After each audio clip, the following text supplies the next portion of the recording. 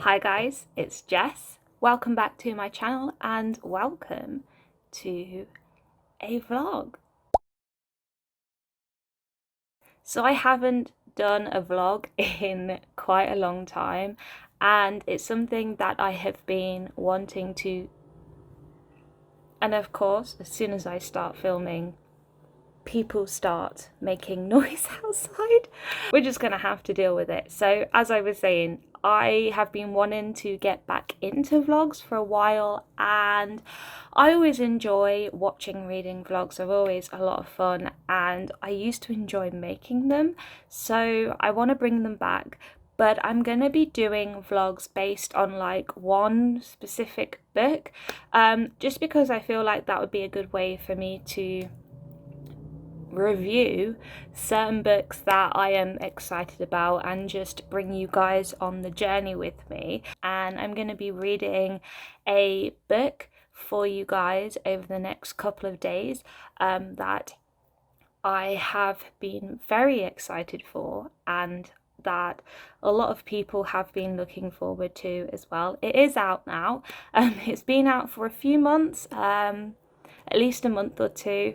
And to be honest, there have been some mixed reviews about it, which did surprise me, but you know, it is what it is.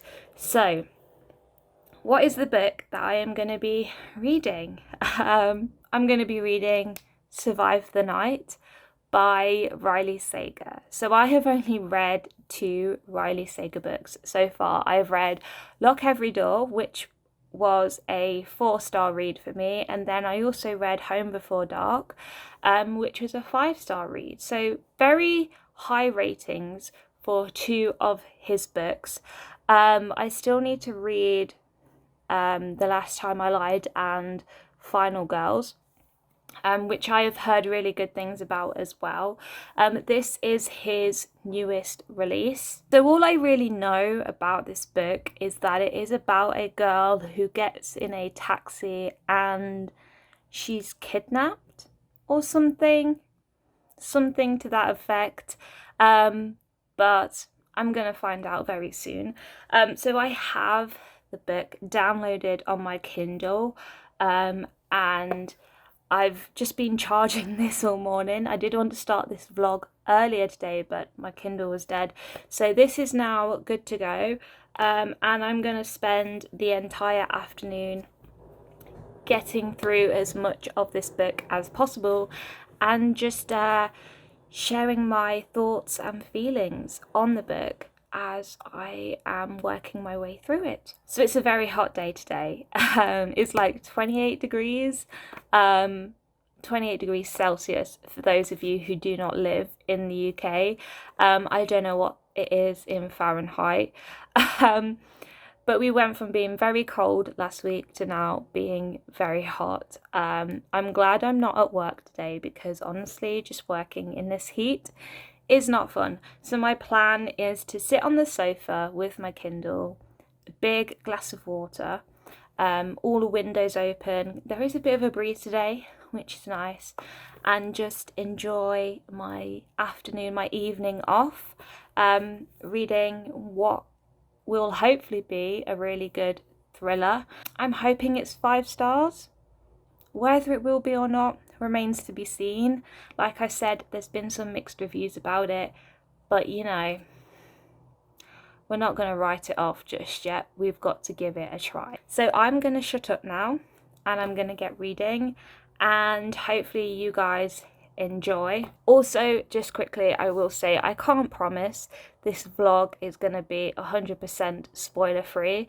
So if you haven't read Survive the Night and you don't want to be spoiled, maybe don't watch this. But if there are any spoilers at some point, I will try and warn you in advance and put timestamps up so you can skip those parts if you want to. Alright, so let's get to the reading. Alright guys, I am actually an idiot because I went to move the fan into the living room and I forgot that there was water in the bottom of it, and yeah, like I'll just show you, just so this is the fan and that's where the water would have been. And yeah, I lifted it up the wrong way and the water just fell out, went all over me and the carpet. So that was a really good idea. Luckily it's hot, so the carpet will dry out soon. We're off to a good start.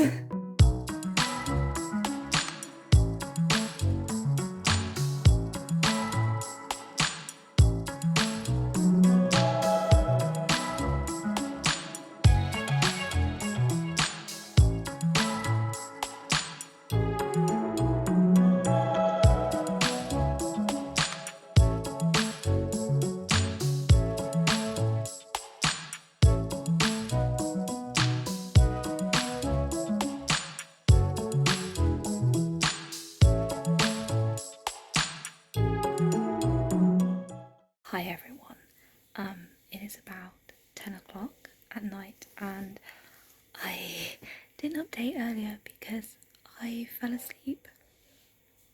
So there we go. I am 30% of the way through Survive the Night now, and I was initially on the fence about it to start with. It was quite slow to get going, but I'm actually really enjoying it now that things are starting to pick up. It's quite an interesting concept of this whole story being set inside a car. And basically we are following Charlie, who is getting a lift with a stranger that she met at her university, who claims he was a student. He's driving the same way as her and he's going to drop her off from home. And there's a whole bunch of things going on, like her best friend was murdered, so that's why she's going home. And she's starting to get suspicious about this guy in the car because he's not what he seems. And yeah, it sounds like a very interesting concept. I'm going to go to bed now though, and I'm going to pick this up again tomorrow, but really enjoying it so far. So we'll see how we get on.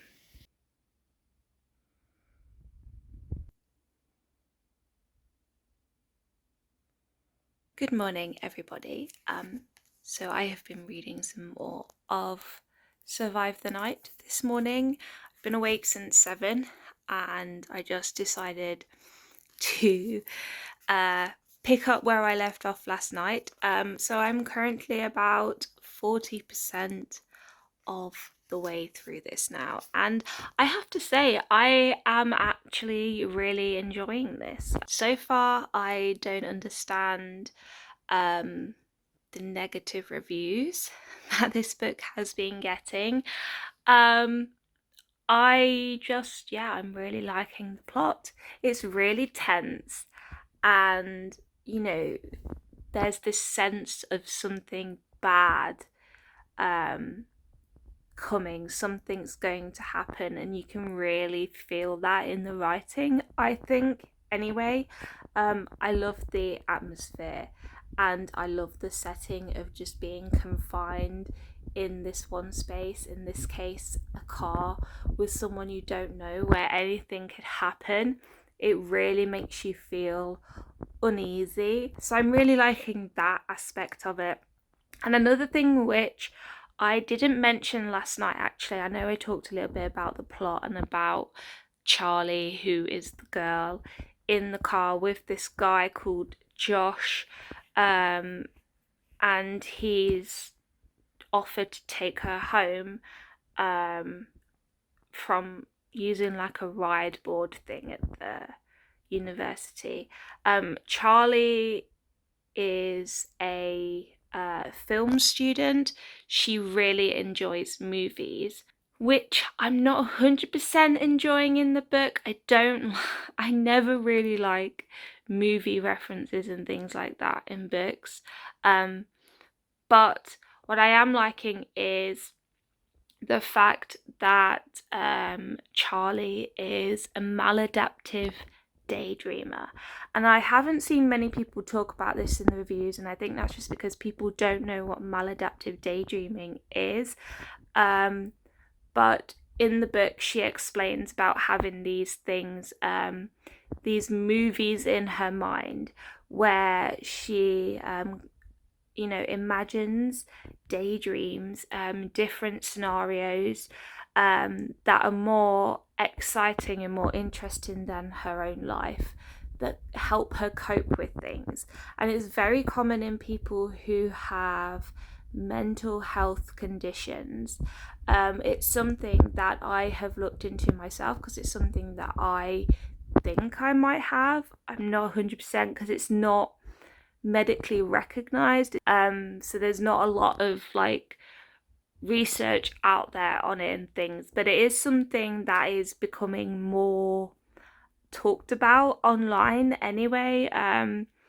But yeah, this is something that I noticed about Charlie straight away, is that she is a maladaptive daydreamer, which then adds this other layer to the story, because there are moments where she is experiencing something, and you think it's real and she thinks it's real, only to then discover that it might not have been. And that's coming into play a bit more now, so you're not 100% certain what is actually going on, and I really like that. So yeah, at the moment I'm having such a great time with this book. Hopefully the momentum keeps up. It was a little bit slow to get going, I think I said that last night, but now it's getting juicy and I have no idea where it's going to go.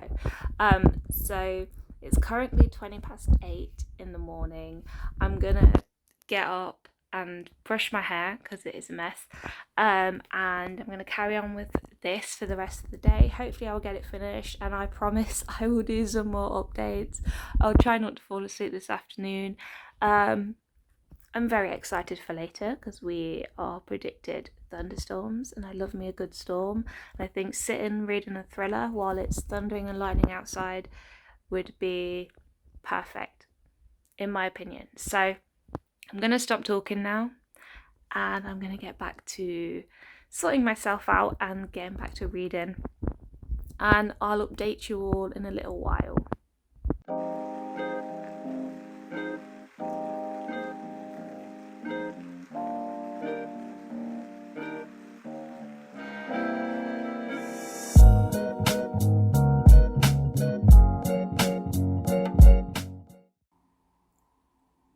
So I fell asleep earlier.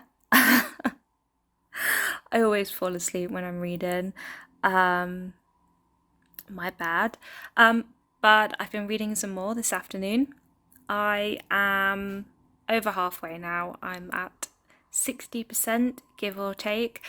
And I am actually really enjoying it still. It's getting really good. Things are actually getting really tense now, guys. And I'm so frustrated. I'm so frustrated with this story because Charlie is trying her best to save herself from the situation she is in. But the guy she is with, Josh, is just not giving her any space to do that, which definitely makes him suspicious.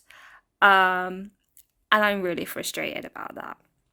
It's so tense. Like, why do people not like this book? I can't understand why people haven't been enjoying it, because I'm really liking it. One thing I really love about this book actually, is, I think I talked earlier about how Charlie is a film student and she loves movies. Well, this book is like, the chapter headers are like the things you get in scripts. I can't remember what they're called, but it says like interior diner night, so it kind of gives you that exposition, so you kind of know like where the scene is taking place. Look, like that. Can you see? I don't know if you can see. But I really like that little touch. It's keeping it in theme. Perfect. Couldn't ask for more. But yeah, I'm really enjoying it. I have 2 hours 13 minutes left of this book, it says, so I definitely think I can get this finished today, this afternoon. I have a really big pressure headache at the moment, and I think it's just because of the weather. We are due thunderstorms in a bit, and the sky is getting a little bit menacing, so I think we're going to have a thunderstorm in another hour or so, hopefully. But yeah, I'm just going to chill and carry on reading. I'm kind of tempted to get in the bath. We'll see how we go, but I kind of want to do that. I'm actually getting very frustrated with this book now. And it's not a good frustrated. Charlie's so stupid. God, she's so stupid. She literally had an opportunity to tell the cop what's going on, and she decided not to. I understand her reasoning for that, but at the same time, you would just say something, wouldn't you? I know I would. I would say something. And the book says that she's choosing bravery. She's choosing stupidity. This girl is stupid. I was really enjoying it. And now it's just making me annoyed. But I still want to get to the end and find out what happens, so we gotta do that. I'm so confused, and I have absolutely no idea what is going on, and I'm not sure how I feel about it right now. What the what? I did not see that plot twist come in. I'm 71% of the way in, and I just got to the plot twist, and I did not see that coming. Hello everyone.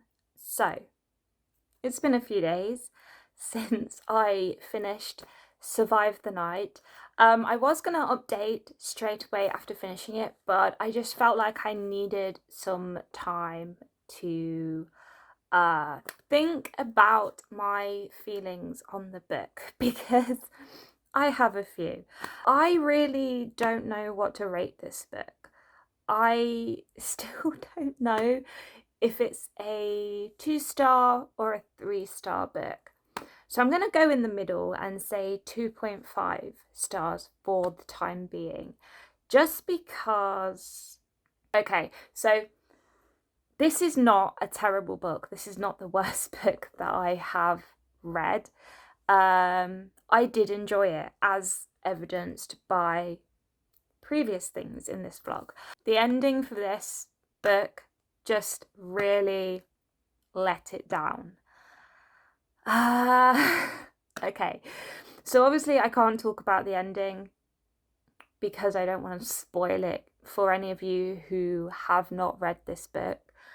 The ending kind of makes everything else that happens make more sense, because towards the end of the book, things that were happening were very far-fetched. Like, they just felt like they didn't make sense. They felt very extreme, and so when you get to the end, that makes sense. All of that makes sense. But I also feel very annoyed because the ending just felt like a cop-out. It was almost as if Riley Sager didn't really know 100% how to end the book, how to come away from, how the character, could come away from the events that happened to her So he just wrote this ending as the easy way out. I don't know. I have no idea, but that's how I felt with the ending. This book would have worked a lot better as a film, I think, than it would as a book. Don't get me wrong, there were moments in the book that did feel quite exciting and quite tense, and I got that from the writing sometimes. But I think it would translate a lot better on screen. I think it would work better visually, and being able to see what's actually happening than having to imagine it, having to read it. I don't know. I just feel like it would work better as a film. And it actually did remind me of a film that I did watch years and years ago called, I think it's called Hush. And it's not the film called Hush that's about that author that's trapped in the house and there's someone outside trying to get in. Not that one. There's a different film that was made way before that one called Hush. It's a British film, and it was set primarily on the M1 motorway. And this woman had been kidnapped in a lorry, and there was this guy trying to chase down the kidnapper. Kind of reminded me of that because that film took place over one night. So I kind of got those vibes from it, and I really liked that film. So I feel like Survive the Night could be like that film, I think it could work really well. It just, yeah, it was just very underwhelming.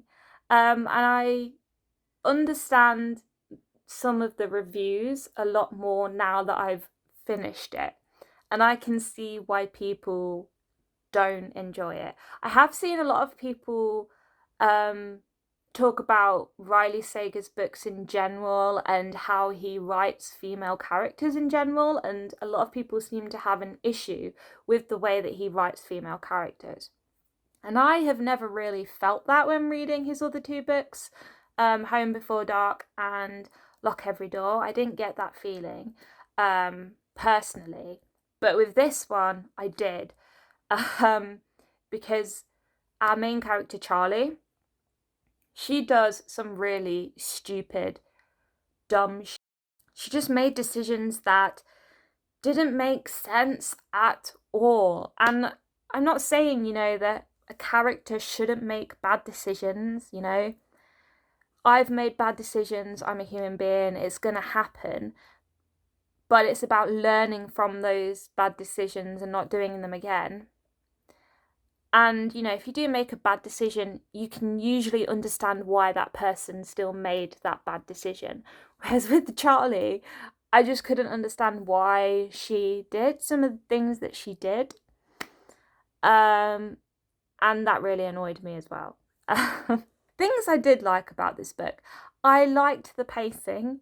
It was a bit slow to start with, a bit hard to get into, but it picked up quite quickly after like the 100-page mark, and then it just kept going, and I liked that. I still really like Riley Sager's writing style. It's very easy to read, really simplistic but effective. So this book was definitely binge worthy. So, I don't really have many complaints about that, other than, I wish there had been more atmosphere and more tension at times.